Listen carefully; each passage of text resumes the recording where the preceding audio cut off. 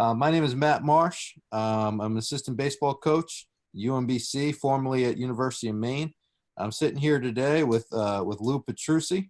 Lou, would you like to introduce yourself?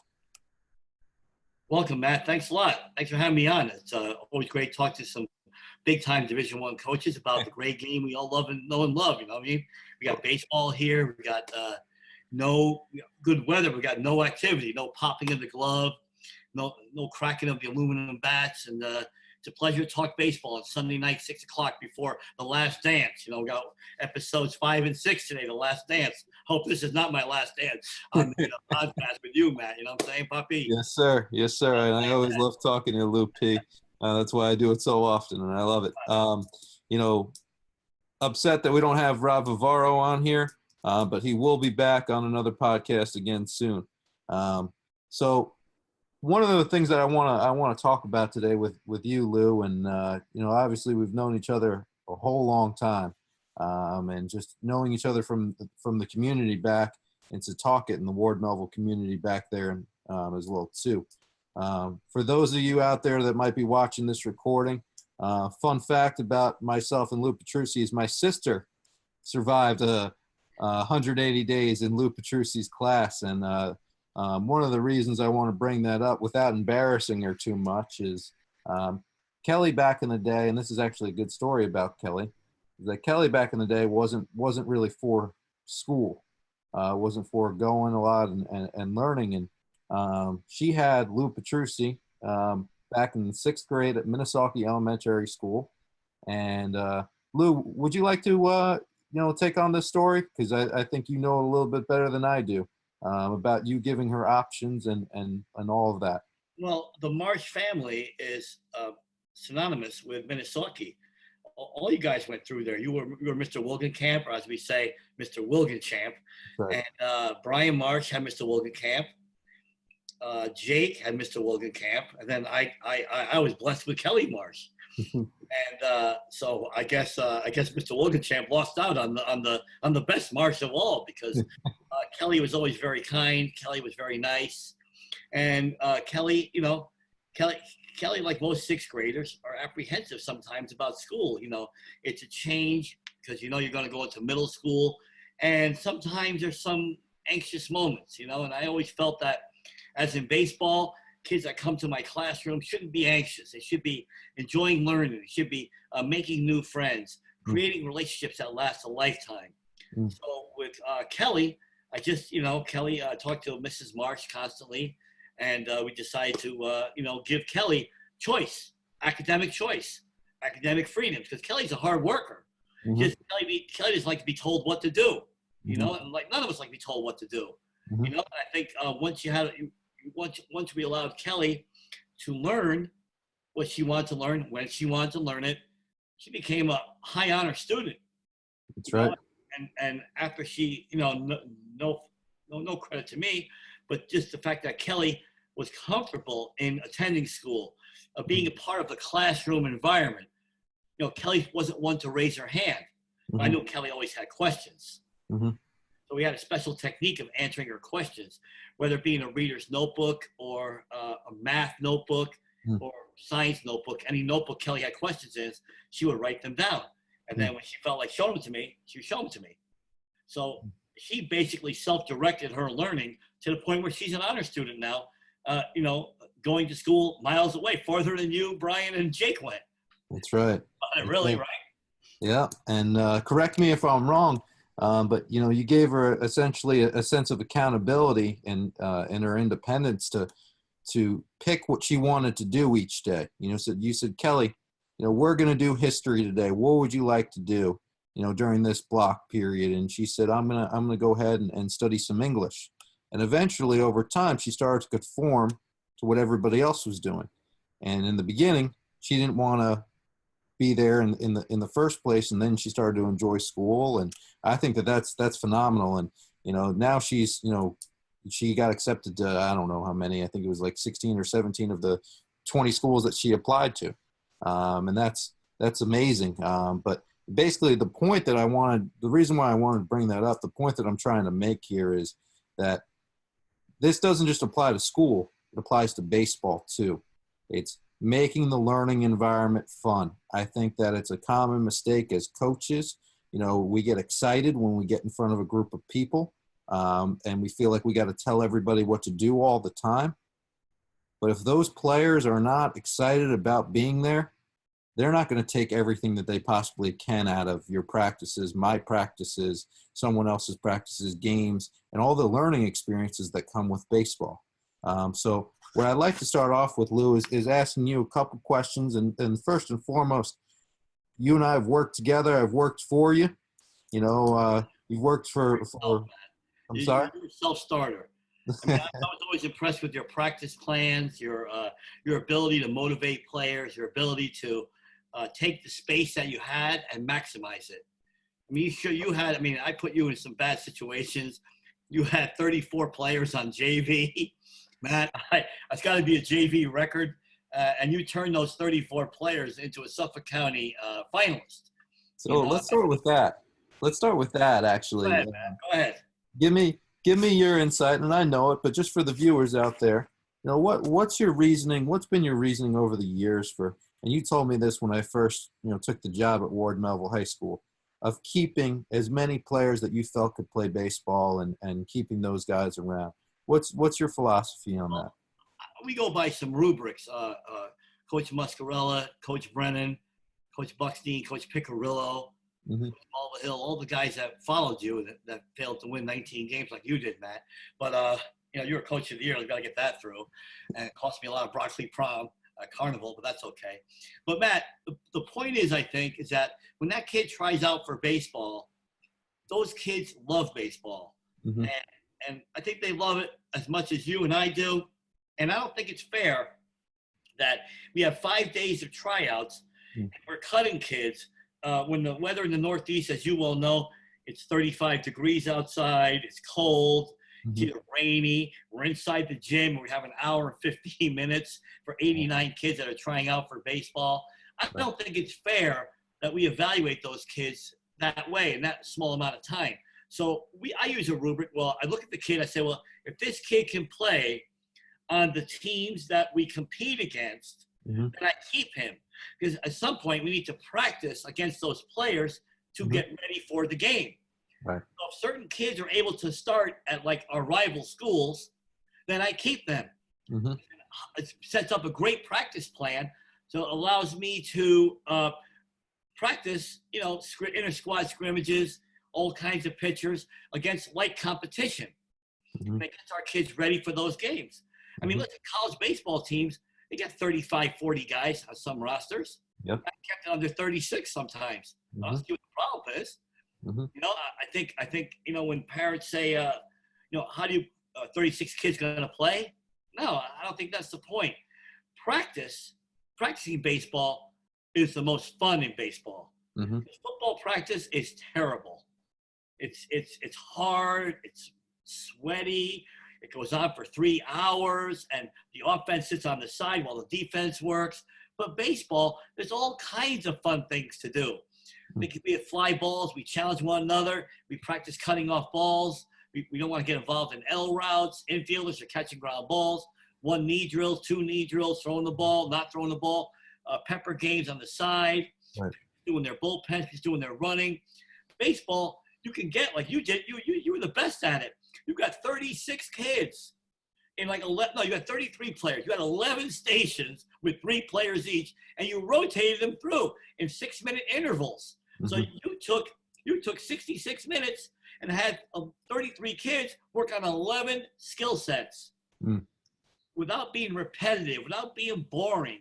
And I think that makes baseball better. And that's what we do in our classrooms. We try to keep those times limited to 45 minutes so the kids don't get overwhelmed with what's going on and afraid of learning.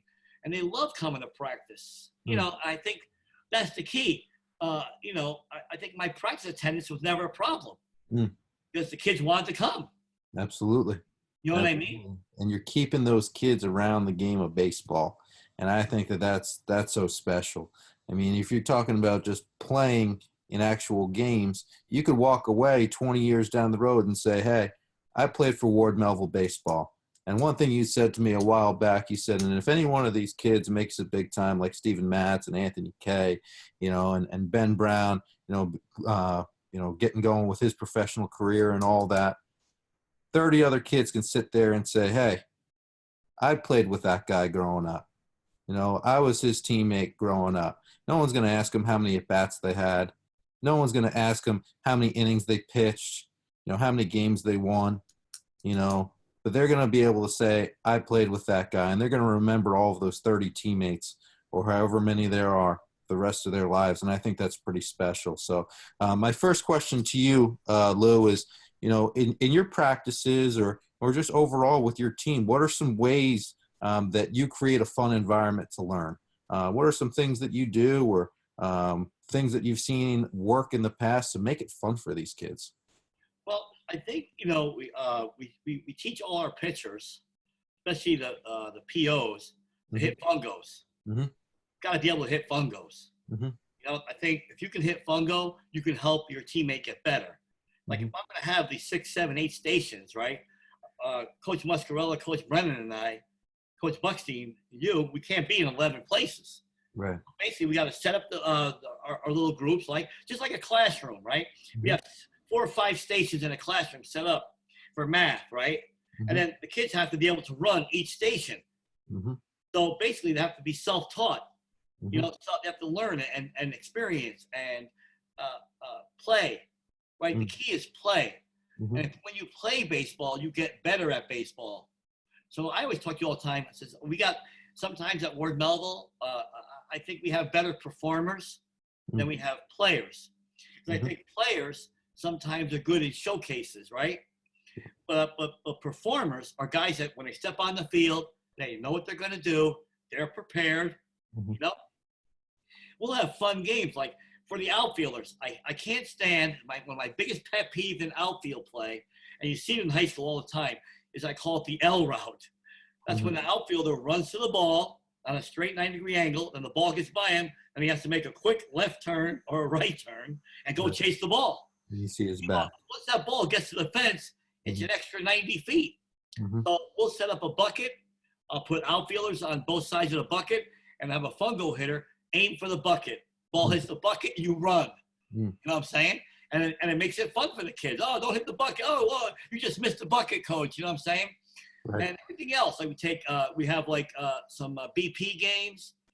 We got 36 kids, so we have 4 teams of 9, right? Winners, losers. We play games all afternoon. We got inter squad games we can have, 18 versus 18. Put them in the other dugout. All kinds of things that when the games end, think about it, Matt. College baseball, professional baseball, minor league baseball, amateur baseball, high school baseball, there's only one team that's really, really happy. One team. Yep. And that's the ultimate champion, right? So essentially, all of our seasons, unless you're national champions, world champions, World Series champions, College World Series champions in Omaha, there's some team out there that is sad. Mm-hmm. How far you get, whether your team was 12-36 or you were 36-12, unless you win that final game, there's only one team out there that's truly happy with their season. And if any coach or any player tells you that, you know what, I will argue with them. I can't imagine that you're happy the way your season lost, whether it was in the regional or the last game of the Suffolk County playoffs or the first game of Suffolk County playoffs or the second game of Suffolk County playoffs. When you lose and the season ends, it's the saddest day of the year for all of us, except if you win. And I've never experienced that at Ward Melville, but that's the goal. So a lot of great stuff already out of that. I mean, I think that first and foremost on the winning and losing every day thing, right? Like when you have competition in practice, whether it's an inter squad or it's situationals or it's something, having the kids be able to take away from it and say, hey, we won today. Hey, we lost today. Providing that competitive environment does a couple things. It allows for fun a lot of times to happen. And for them to work on things that happen in the game without even really realizing that they're even working on things. They're not working baseball. They're playing baseball, and I think that's pretty special already. In addition to that, when you have all these groups that are set up, right, and you have, you mentioned, you have yourself, you have your assistant, and then you have, some guys in different areas around the field working with each other as players. You have kids teaching each other. And when they're learning things from their peers, it goes a lot further a lot of times as well, too.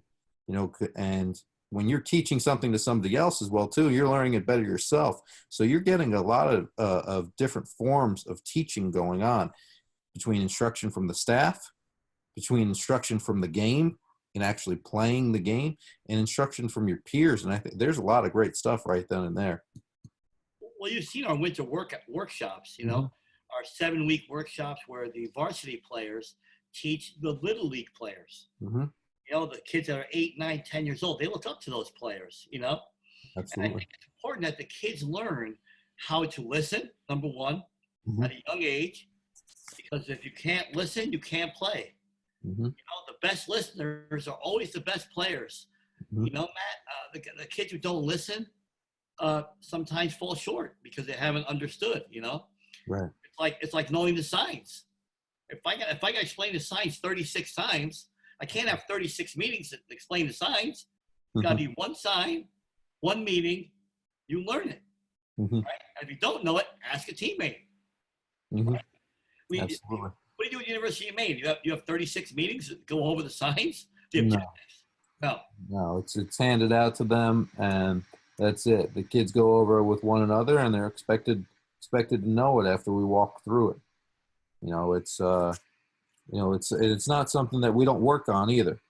We put signs into, for example, we put signs into our first and thirds when we're running them in practice. We put signs into our first and seconds when we're doing bunt defenses. We put signs into everything that we really do so that the players get in the habit of understanding what was going to happen in the game. So we practice a lot of what's going to happen in the game in practice, and that's what practice is really for. So once it's said to them, we're going to go ahead and we're going to work on it over and over and over and over again. But we're not going to sit there and meet with them and tell them, hey, this is what we need to do. This is what we need to do. This is what we need to do. No, that's why we had that classroom in the first place, to talk about it. And I've seen you do many classrooms over the years with your players to talk about different parts of the game, and I love it. You've brought in a lot of speakers to come and talk to the players. Describe the experience of some of the alumni coming back. That's got to be a pretty cool thing for you, right? Well, the alumni are the foundation to every good program. Because those are the players that the kids look up to. My greatest story of all time is Steven Matz. Because when Steven comes back, he's the first guy. You know what I mean? When AJ Nunziato won the Yastrzemski Award, that put Ward Melville baseball on the map. And I think that Steven, we were at AJ's house, and Tony was cooking hot dogs and hamburgers, and Nick Nunziato was beating everybody upstairs in video games. Nick is a Call of Duty champion. And Steven said to me, he goes, Coach, I'm gonna win that Yastrzemski Award. And I said, Steven, it's no doubt in my mind. You keep working the way you do, you're going to win it. Since AJ won the Yastrzemski Award, Steven won it, Max Nielsen won it, Anthony Kay was a Gibson Award winner, and Joe Flynn. I don't want to get into a controversial subject, but I believe in 2015, Joe Flynn should have been the Yastrzemski Award winner. And the thing about this, the craziness about it, is when Joe Flynn comes back, here you have a baseball captain at Princeton. Princeton, captain of baseball at Princeton, right in your gym. Joe Flynn played in 98 career games at Ward Melville. 98. Never missed a game. I think we barely took him out of games. He has a 74-24 record. When Joe Flynn played baseball at Ward Melville, he was 74-24. That's tradition. That's what the kids need to aspire to. And when you have good alumni and they come back, when Ben Brown shows up, again, the 6'7" monster that he is now, and you see Ben, he's transformed his body. Other kids are looking at that, saying, man, I'm going to be good too. I'm going to be like Ben. You know, when they see Max come back, I'm going to beat Max Nielsen, a kid who struck out 18 batters in one game in a semifinal playoff game. And no offense to Steven and to Anthony and all the great players at Ward Melville, all the great pitchers, Chris Bueller, all of them. I'm sure I missed a ton of them. Ryan Hines, you know, to do what Max did, and that one day on that Friday afternoon was just amazing. I mean, the whole school was there. Max is striking out guys after guy after guy after guy. It was I've never seen anything like it, you know. And I see Stephen Matz throw some gems, and Anthony Kay won 20 games at Ward Melville. I've never seen anything like it. So when the alumni come back, when they see Joe Flynn, Kyle Pedroli, our catcher, Phil Carvalera, the guys that were on the 2013 championship team, those kids get fired up. They love hearing what they got to say. You know, the Dom LaMonicas, the Nick Vitalis. And I'm sure I missed 100 guys, and they're going to block me from Facebook like the rest of my, you know, that's all right. But, Matt, you know, the alumni, I mean, their contributions as players and as role models for the next generation of Ward Melville kids is going to last well beyond my time here. You know, I mean, I think that was my goal. My goal was to make Ward Melville better than when I started in 2007. And you've definitely done that. We have the batting cages, you know, Matt. We have the turf field, and we have a tradition that I think, you know, that's going to continue long beyond my years. And hopefully, you know, when Kelly Marsh comes back to Ward Melville, she could be head baseball coach. You know what I'm saying? I think Kelly knows how it gets done. You know. That's right. That's right. Now, Lou P, you know, you've your team has won several league titles, you know, gone and had a lot of playoff history at Ward Melville, you know, won a Long Island championship. You know, a lot of great things have happened at Ward Melville in the postseason, the fourth season of 4 seasons at Ward Melville, as you like to call it. In addition to your preparation of getting the kids ready to play against the teams that they play in, you know, working on bunt defenses if you're playing against a team that's going to be heavy on the bunt, playing against similar teams that you're going to face in the playoffs. Every year you play a different sport right before the playoffs start. You have everybody play basketball. Can you explain why you have the kids, and I love it. Can you explain why you have the kids play basketball right before the playoffs each year and do your shootout tournament that you so love? Well, again, I'm going to reveal myself because one of our favorite Patriots is Brendan Martin. And Brendan, as you well know, made the Quinnipiac basketball team as a walk-on, Division I basketball walk-on. And the guys always joke around, you only kept Brendan Martin for the basketball shootout. I said, well, if you think that's all I really kept Brendan Martin for the basketball shootout, you're highly mistaken, you know? But the basketball shootouts, I feel, is the icebreaker. It's the kids picking other kids, and we have 3 players. We pick five places on the floor, right? We have 5 places on the floor where the kids will shoot baskets, and it's teamwork. You know, you have to pass the basketball, you have to shoot the basketball, you got to rebound. And the last shot is the half-court shot, and it's just fun because, like, the kids who you think are really good basketball players, sometimes they win. But the kids who are not good basketball players get a chance to compete. You know, and I think it's team bonding. The kids love it. They look for it. It's a fun afternoon and a fun culmination to our practices. And when the kids are telling me, you only picked Brendan Martin for the basketball shootout, I said, well, if I'm thinking about the basketball shootout on March 9th, that means I'm hoping to play it in June, you know? And Brendan Martin did win me 2 rings. You know, we won. Every time I had Brendan Martin on my team, we won. I mean, me and Coach Muscarella, we dominated. We had B. Martin making long threes. He just kind of controls the game. I love Brendan Martin, you know. And a tribute to Brendan is that he never complained. When I gave him that bat, he goes, Coach, I never thought you could put me in. I said, Brendan, you're a good kid. You know, it's important that you get in that bat. You've sacrificed your whole spring, your senior year, to hang out with us and ride the bus and come to practice every day. You know, you're the type of kid that we want here at Ward Melville. Mm. Unselfish, driven. You know, and the fact that he made the Quinnipiac University basketball team as a walk-on, 5'9", 5'10". If he weighs 160 pounds now, Matt, it's a miracle. But Brendan Martin walked onto that team and made it, and he got to play in a Division I basketball game. And I don't know how many Ward Melville players have played Division I basketball besides, I think Gabe Brown plays in Division I basketball. But you got to give Brendan Martin all the credit in the world for being a competitor, for fulfilling a dream. I think if that's any success story out of Ward Melville, I like to hear about Brendan Martin. You know, great basketball player, obviously, but a great person too, doing good things, you know? Absolutely. Absolutely. I mean, you have this basketball tournament that goes on. And I love everything that you just said. I mean, you have these kids that go out there, they compete, you know, they're thrown into a different environment and they go have fun. And that speaks to a lot of the practices that you have. You know, you're teaching them these life lessons, you know, that stem way further than baseball. You've had plenty of guys that have gone on to play college baseball, some at the Division I level, 2, 3, junior college. Some have gone on to play professional baseball. But all of these lessons are preparing them for life after high school and going into college and preparing them for that. And I think that's great.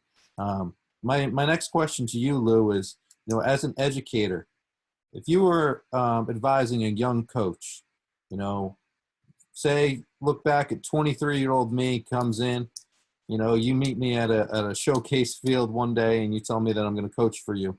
What type of advice would you like to share with young coaches as an educator?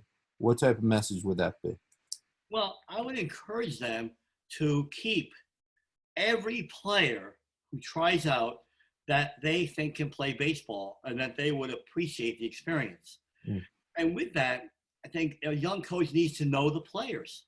Find out what he likes or she likes, whoever tries out, you know. Find out how they're doing in school. Find out where they played in the summer. Find out if they played in the junior high team. Mm-hmm. You know, find out who their brother is or their sister is. Find out one piece of that kid's life that you can connect with, so you have a connection where if you ask the kid to do something, he'll do it. Mm-hmm. And I think motivation comes from within, but motivation comes by the way you lead them. Mm. If the kids know that you care, instead of wearing a sign on your head that I care, you know what I mean? Just show them by asking them questions. Hey, how did school go today? Mm-hmm. Hey, how long you been friends with, Billy? How long you been friends with Jeremy? How long you been, hey, you guys hanging around, you always have a catch with him. How come? You know what I mean? Make them feel that what they're doing is important. If it's important to you, it's important to them. And like in reverse, if it's important to them, it's important to you. So I think that the more kids you keep, the more chances they're going to develop. I mean, the greatest story in Ward Melville history is Pat Morelli. And Coach Muscarella gets credit for this one. I mean, Pat Morelli was cut in 7th grade, 8th grade, 9th grade, and in 10th grade, we had like an extra day. We had the 6th day of tryouts on the turf football field, Willie White Field. And Joe Flynn got on the mound, and I said, listen, if these guys can hit Joe Flynn, they got to make the team. Joe Flynn threw a fastball. Pat Morelli launches it into the right center gap for a triple. And I'm going, Ronnie, who's this kid? That's Pat Morelli. That's Justin Morelli's brother. I remember Justin Morelli. He played college baseball upstate New York, I think at Hartwick. And Justin was just unbelievable character kid, and Pat, I said, Pat, you're Justin's brother? He goes, yeah, you're on the team. Push comes to shove, plays JV, gets about 10, 12 at-bats, quits junior year. Ronnie Muscarella coaches him in football, says, Pat, why don't you come back and play baseball? Pat says, yeah, I might like that. He goes, I talked to Coach Lou, he's not cutting you. I'm not cutting him, right? He's one of our 32, 33 guys. Pat Morelli, Matt, I don't know if you remember. Maybe you do remember. No, maybe. I do. That was my first year. You remember what he would do, like at practice? He would be on his own with the tee in the corner, hitting off the tee, relentlessly. Pat Morelli, who has 10 JV at bats, was an all-county baseball player, just like Joe Flynn, Logan Doran, You're Max. over 500, right, Lou? About like 560, triples, home runs.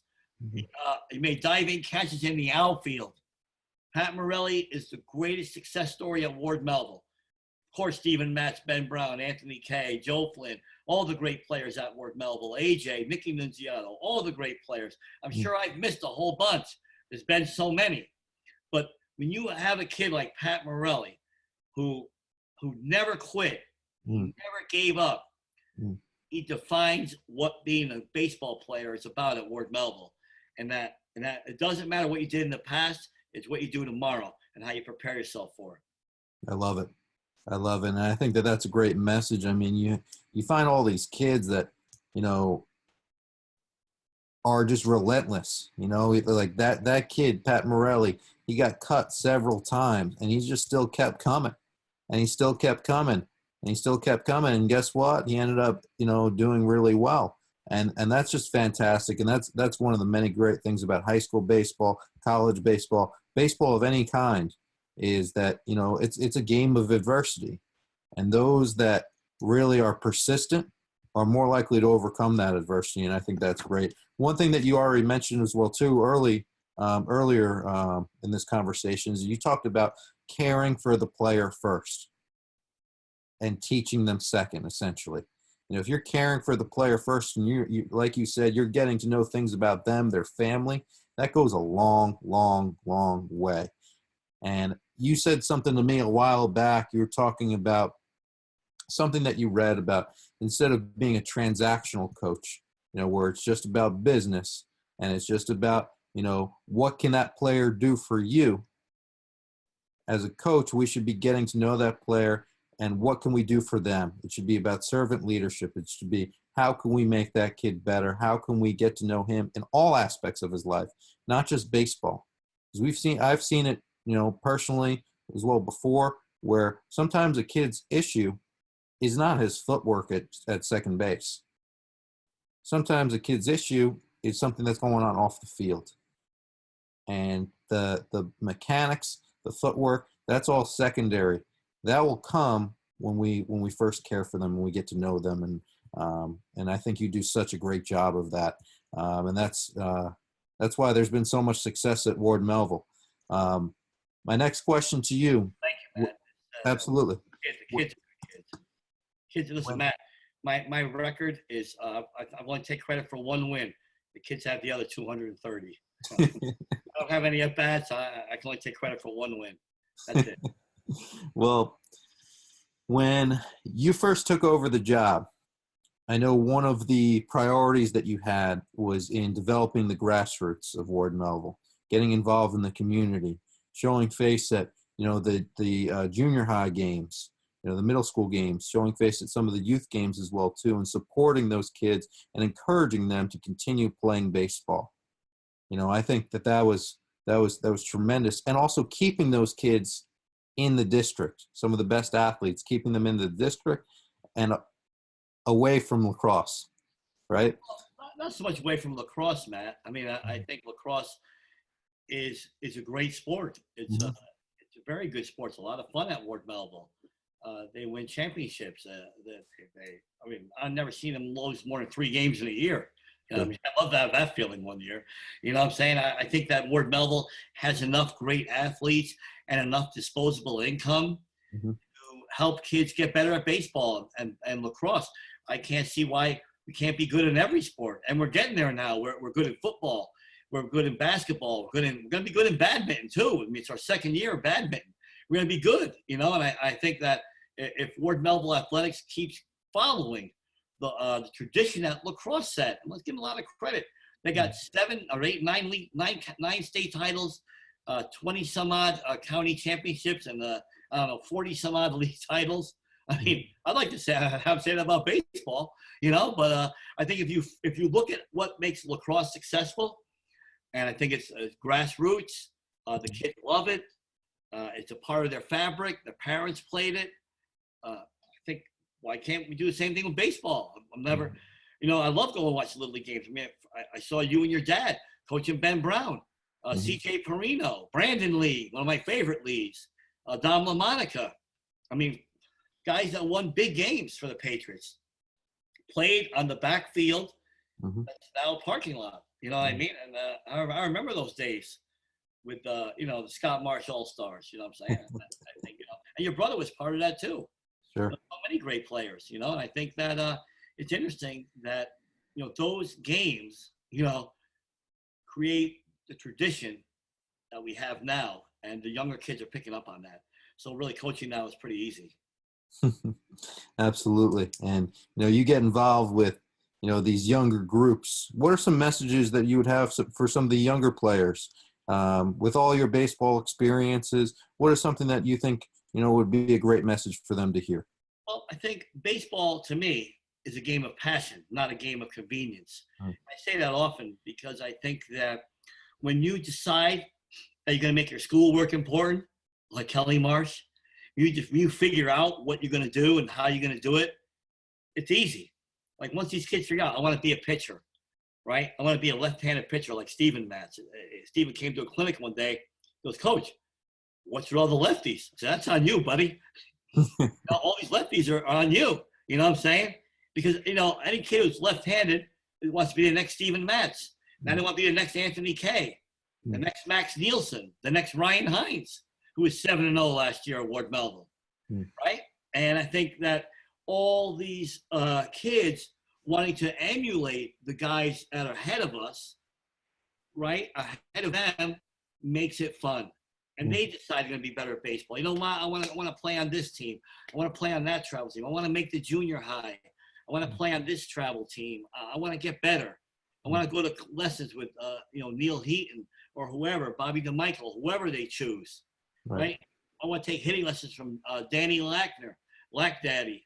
Hope that's a good plug. So maybe he'll give me $5, but Lack Daddy. But what I'm saying is that all these families have disposable income. So we're very lucky here at Ward Melville, Matt. So they get them in these travel teams, in these organizations that expand baseball beyond Old Town Road, right? And I think once you play baseball and decide that's going to be a game of passion for you, then it's easy to get yourself better at it because now you've self-motivated yourself. You're self-motivated so you can get better. Kids are practicing on their own all the time. Fall, winter, they're always working out with their dad or going to Matt Giuliano's to take lessons. The Matt Giuliano, Pat Lemon, Brian Dorsey, Jimmy Gels, Brian Gels, Ciro, Commander Rojas, all these great guys around that are good instructors and not taking money from kids because they, want to make $60 a half hour. Sure. Not a top of the time, I'm sure. But. So, Lou, with all of these great players that you've mentioned that have come through the program, what are some of the commonalities each of them share? What are some of the things that Steven Matz and Anthony Kay and Ben Brown and all of these guys share in common outside of being under Ward Melville baseball? They're great teammates. Steven Matz, if a kid needed a ride for our 6 o'clock in the morning practices, he picked the kid up. If a kid needed a bottle of water, Steven would buy it. Kid needed a ride home, Steven would give our director of baseball operations, Mike Prestia, a ride home. It reminds me of one of the funny stories. I'm going crazy. We lost the game. We should have won. And I'm quite animated, and anybody have any questions? Michael Prestia raised his hand. He goes, Coach, is your bike going to fit in the back of my car and need a ride home? I want to chase him around the field. You know what I mean? And Steven's the one who puts his bike in the back of his truck and brings him home. Anthony Kay, great teammate. Loved all of his teammates, a matter of fact, he was the master of, Joe Flynn. Joe Flynn was a great student, and Anthony would take Joe Flynn's backpack and turn it inside out. And you hear Flynn go crazy every practice. Kay, knock it off, and I think, the fact that Anthony Kay was a junior and just playing with a freshman, it makes everybody at ease. Ben, who doesn't love Ben Brown? Who doesn't love Max Nielsen, Ryan Hines, Matt Franco, even the kids today, the Chris Vivenzio, mean, the guys you had on your team, Justice Spencer, all good kids, Anthony Pascal, they're good friends and they're good teammates. And I think when you have good teammates root for one another. I showed a video clip one day when, me, I hate home run celebrations. Mm-hmm. I hate them. You know what I mean? I hate them. Coach Vieira at the University of New Haven taught me, pretend like you saw a home run before, right? And when Matt Franco hit that big game-winning home run against Comac, Coach Piccirillo was in the dugout. He knew it. 35 kids poured out of the dugout, right? Celebrating a teammate's home run. And I think that now one of those kids was saying, wow, I wish it could have been me. But when they jump out of the dugout, they're proud of Matt Franco. They're proud that he's led our team to victory. I mean, you saw this home run celebrations when Logan Doran hit the walk-off home run against PatMed, right? Mm-hmm. There was 28 kids standing on home plate when Dom LaMonica had the walk-off home run against Connecticut in the Suffolk County Finals at Ward Melville. Every kid's out of the dugout, When Nick Rizzi got the game-winning hit against East Islip to put us in the Suffolk County Finals, every kid is jumping out of the dugout, celebrating, Joe Barbieri's win. And I think that that tradition is from the kids loving one another, being in the same school, understanding that, listen, we're a part of something special. It's like the kid in the pit crew is just as important as any band member is playing the solo. The ensemble and the play is just as important as the lead, right? The lead is nothing without the ensemble. And in baseball, the pitcher is nothing without the 7 guys behind him. And the batter is nothing without the 35 guys in the dugout rooting for him, hoping he gets a hit, right? There's nothing better than when you hear your teammates cheering you on. It's the greatest feeling in the world to hear teammates rooting on other teammates. So I think that the love and appreciation for each other has made Ward Melville baseball great. And I give it credit to the parents and the families that are kind, loving, caring, and accept what we do here at Ward Melville High School. So, the kids win the games. You know that, Matt. Players play, performers win. Yes, sir. I love it. I'm glad you mentioned the bench there at the end as well too. My next question to you is, what are some expectations that you have for those guys on the bench? What do you think is important for those guys to do? What are some roles that those guys play? Well, it's important that they're good teammates, right? It's important that when they come to practice that they help us win. We won the county championship in 2000, the Long Island Championship 2013. Our backup catcher was instrumental in that. Mark Lyman, we never would have won without Mark Lyman, who didn't get in that bat the whole playoff. But Mark Lyman, Kyle Pedroli was hurt. He pulled his hamstring. Kyle couldn't catch. We had to have inter-squad games. And Mark Lyman caught both sides. He caught everything in 2013. The bullpens, he did all the work because Kyle was hurt. And if you want to talk about a most valuable player, it's Mark Lyman, because Mark did all the work we needed him to do. Matt, and I think that if teammates understand that the box score is irrelevant to the team winning, then we have a successful season, right? If you're going to sit there on the bench and lament, oh, I only got 3 at-bats, I only played 2 innings, well, then you got to go play like in the town, in the town leagues, or go play in summer baseball where everybody gets to play, where there's 12 kids on a team, and the baseball is so spread out, everybody gets to play. But high school baseball is a time in your life that can never be recreated. I never seen any news articles, any social media posts of any relevance about summer baseball games, unless you won the national championship down at Perfect Game. So I think any game you play at, I don't care if you win the 4th of July hot dog classic at Senem Riches High School. Yeah, okay. 35 people, they're popping soda bottles, they're flipping water in the air, they're passing mustard. I mean, seriously. 10 people saw you win the hot dog championship at Senem Riches. No offense to them, they won 2 state titles. Paul Gibson, Dennis Sutton going to rip me for this one, but that's just summer baseball. Their high school team is one of the best teams in the state, obviously. But I'll start for another time, obviously. Triple M.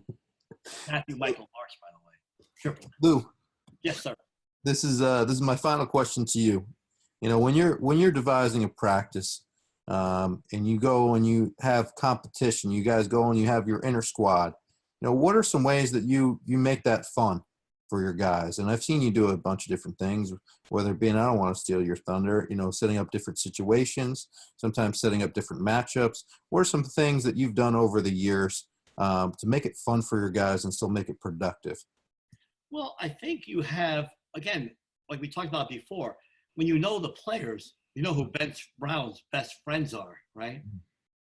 So now Ben will call out, hey, you want to hit against Ben Brown? Me. And Ben calls out like Michael Seppi, or he'll call out Jake, you know what I mean? He'll call out his long-time friends, not long-lost friends, long-time friends, and they'll compete with one another. Dom LaMonica, I want to face him. Hines will call out Franco. You know, this year we have a new guy gets called out all the time. We had a fall workout one day, intramural workout, and Tom Rule got 11 at-bats in a fall game because all the kids know his sister, right? So they call out Tommy Rule. So Tom Rule gets 11 at-bats. You know, pick out the little freshman. And Tom, do you mind? They keep calling you out. He goes, I'm getting 11 at-bats. I don't care. You know, and we have Vivenzio brothers. You know, we got the three Vivenzios, John, Greg, Chris.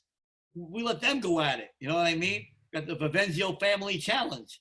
Do you know what I'm saying? We got just a whole bunch of stuff that we do to make those games competitive, and that the kids understand that family, teamwork, and love for the game are three things you can learn at Ward Melville, right? And I believe that we have our program day. I think that's one of the great culminations of our program because there's always a winner, so somebody's happy. Talked about before. We break up the kids into 4 teams, and the JV gets to play with the varsity, and it develops alumni, develops friendships. You know, kids are doing things. You know, Nick Nimzik, I remember one day throughout the game-winning run at the plate. You know, it was a big game. You know, we have Coach Gooley taught me about the money man. We have the money man rule with 2 outs. You pick a guy designated for the game, gets to bat anytime with 2 outs.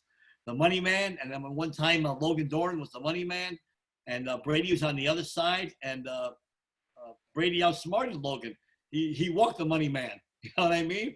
But then Logan got smart. Go, wait a minute, still 2 outs. I get the bat again, and Logan got a game-winning hit, as he always does anyway. You know, so I think the competition between brothers, between friends, in rival elementary schools, Jelinas versus Murphy, in interpersonal relationships.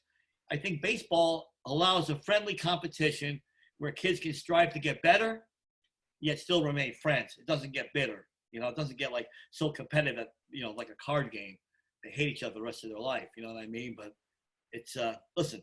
I don't know how it works, but it just works if you care about your team. So, like I said, advice to the young coach: make practice fun, especially in high school.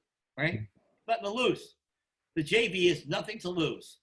The varsity, nothing to lose, but everything to gain. And when you play with that kind of attitude, free and easy, every at-bat counts, I think kids learn, and they develop good skills in life, competing for jobs, I hope, competing to come back and coach, you know. For the first time last year, we had Kyle Brennan coach with us. And I think Kyle Brennan deserves all the credit, besides the players, obviously, for bringing us to the county championship last year. I mean, we had a young team, basically. We had a couple of key players, you know, Max, Ethan Farino, Matt Moore, Brady, and Kyle Brennan just took the kids under his wing, got them weightlifting, training, understanding what they need to do to get better. And suddenly the team just like got hot at the end. I mean, we played 9 playoff games. 9. That's unbelievable. 9 playoff games. I can't imagine how much that could be any more fun than that. Absolutely, Lou. Absolutely. Matt, a college team, right? If you go to the America East Championship, right, you're going to play 3 games, okay? If you're in the winner's bracket. Yes. You go to the next round. Yeah. You go to the regional, 3 more. Mm-hmm. Now you got 6. Go to super regional, you win 8. You're in the College World Series. Mm-hmm. Think about that, right? 8 games. 8 games, you're in the College World Series. We played 9 games. And, Matt, we played 7 of them at Ward Melville. 7 home games. Imagine that. Think about that for a minute. Hmm. College World Series, 8 games go to the World Series. Ward Melville, they played 9 playoff games, 7 at home. It's like we're the Miami Hurricanes. You know what I'm saying? I don't know. Lou, I want you to know I took so that whole idea of matchups and trying to make it fun. I took an idea from you way back when I was at Ward Melville, and basically doing the same when I was coaching the JV there. And I took that idea up to Maine. We've been doing it the last few years, and I love it. And I credit it to you. That every day, you know how like guys get in the cage and they go through hitting, and they always want to end on a good swing, and that's just class, just typical kid in the cage wants to finish off with a good swing. So they always want one more, one more. So we want them to understand the value of every single swing, right? So what I would do is I would have them pair up against each other at the end, let them pick who they're going to go up against. And like you're saying, this is where I got the idea from. They would pick their friends and they would have fun with it. They would pick the guy on the team. They wouldn't go after as the best player on the team. They wouldn't go after the worst player on the team. They'd go after somebody that they wanted to beat. And they would get one swing. And whoever hit the ball, barreled up the ball better, won. And there's a winner and there's a loser in every single practice. And that's something that I took from you, and I want you to know that. And it's something that the kids love. The kids love it every day. And when you have guys that are working on things or taking reps and they're enjoying it, they don't even realize, like I said before, and like we said, that it's work. They're playing. When you have kids playing the game, it's a beautiful thing, and those are the times that they remember for the rest of their lives. So, Lou, I'd like to thank you so much for coming on tonight and sharing your Sunday evening with us. For those of you that are watching this on YouTube, I'm going to post up this recording up there in the next day or two, and once I have that up, I will be posting it on social media and sharing it around and emailing it out. Matt, I can't thank you enough for having me on, and I love your Ward Melville hat. That was designed by Coach Muscarella. I don't have any of those hats. I'm wearing your main hat you gave me. I'm going to wear it to the UMBC game when I come down there. Watch you guys play Maine. Remember, if you're winning, I'll be on your side. If you're losing, I'll be on Nick's side. So that's the way it goes, Triple M.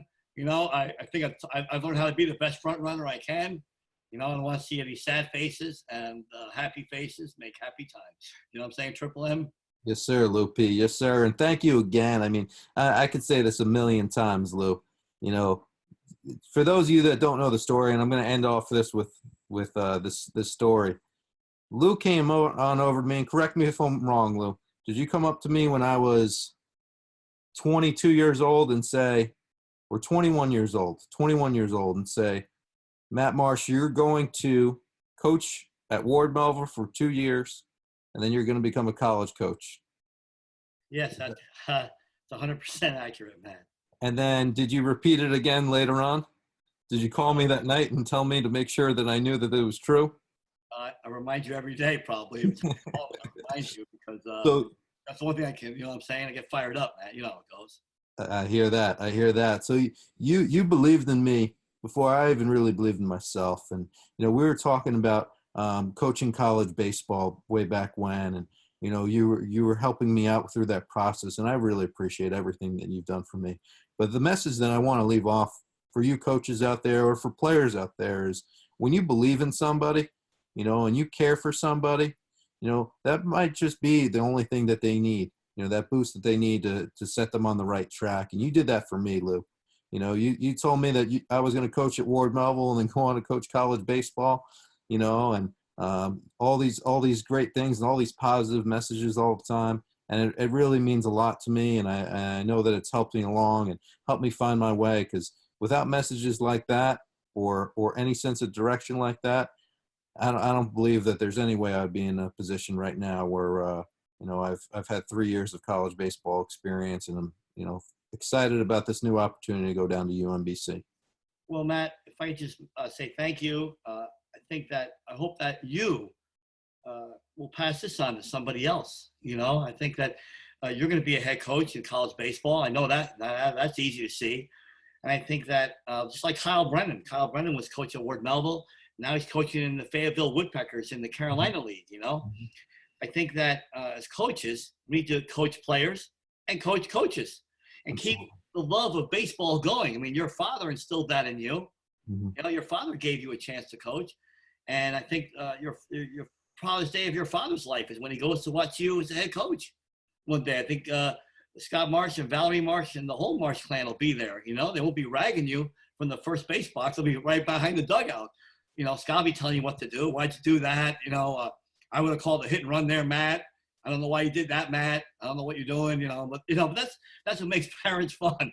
Scott Marsh gets fired up, just like me and you do, right? I'm saying that, I know, Matt, that you will mentor the next college baseball coach, and I think that you've done a great job with the Maine Grizzlies. They're going to miss you. You're going to continue the great tradition of promoting the great game of baseball. And I think that the great Dan Gallagher said this to me at Fordham. I said, Dan, what can you do for baseball? He goes, Louis, it would take me 1,000,000 years to give back to the game of baseball the game baseball has given me. That's all I got, Triple M. Thank you, man. And I think that our responsibility is to keep giving back to the great game of baseball. I think whether it's a coach, whether it's a major leaguer, whether it's a minor leaguer, whether it's a college player, maybe who knows what type of player that person wants to be. Maybe he wants to be the best Sam Usual player of all time. Maybe he wants to be the best softball player in a town of Brookhaven League. I think if baseball leads that person to do those things, then that's what we've done as coaches. It's not about going to the big leagues, it's about going to the next league. You know what I'm saying, Matt? Yes, sir. Yes, sir. Well, thank you again, Lou P., for coming on. This is Lou Petrucci, Ward Belleville High School. Thank you again, Lou, and he's a great friend of mine, and I appreciate your time as always, Lou P. Anytime, man. Anything for you, Matt. Thank you, Matt. Yes, sir. TV Coach of the Year, Ward Melville, 19-1, man. 17-game winning streak, never to be broken, man. I don't care who. 17 games, Matt. 17 in a row. That cost me a lot of broccoli parm, didn't it? That's right. The broccoli parm cost me $170. You know what I'm saying? That's right, Lou. That was some good broccoli parm. That's for sure. Matt, when you're a head coach, I'll go to the carnival. I'm going to bring the broccoli parm in a heated bag and bring it to wherever you're coaching, in the Midwest or wherever you're going, Matt. I just hope it stays warm. You know what I'm saying, puppy? Yes, sir. I'm looking forward to that. Yes, sir. Well, thank you again, Lou. Thanks for coming on, and I'm sure I will definitely be speaking to you soon. Thanks, Matt. See you, buddy. Bye-bye, Matt.